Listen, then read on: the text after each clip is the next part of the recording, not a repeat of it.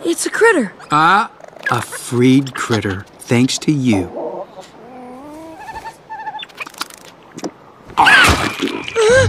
And welcome back to Mstream. Tayo muna yung magbalik sa panahon ng mga dinosaurs.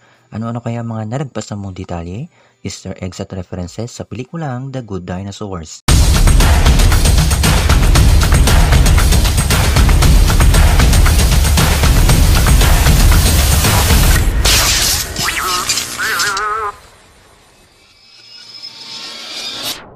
Before we begin, you can comment down below to join in my custom shoutout. Sa unang eksena, makikita natin ang Pizza Planet Rock. Ang kaugalian na paghukay ng mga dinosaur dito ay halos hango sa mga dinosaurs na nakita rin natin sa Flintstones. Pamilyar ba ang pagkawala ng tatay ni Arlo dito?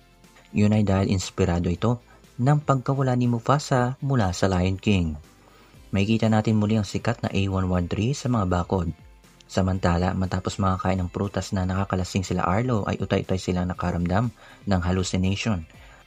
At kung titingnan nyo maigi, makikita natin ang Pixar Ball.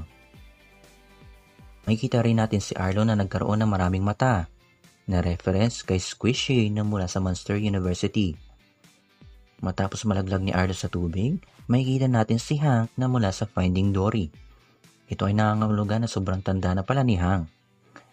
Isa sa mga paboritong pelikula ni Peterson, ang Jaws, at si Peterson ang direktor ng The Good Dinosaur, kaya nagkaroon din dito ng reference ang pelikulang Jaws. At syempre dahil may mga dinosaur dito, nagkaroon din ng reference ang pelikulang Jurassic Park, kung saan parehas na parehas sila ng eksena kung saan kinalaban ng T-Rex ang mga raptors. Gayon din ang eksena ng mga Gallimimus.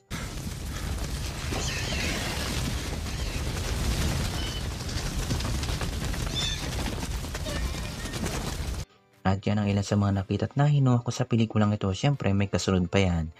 Basta wag mo kalimutan mag-iwan ng like. Kung bago ka dito, subscribe my channel, push that bell. See you next time.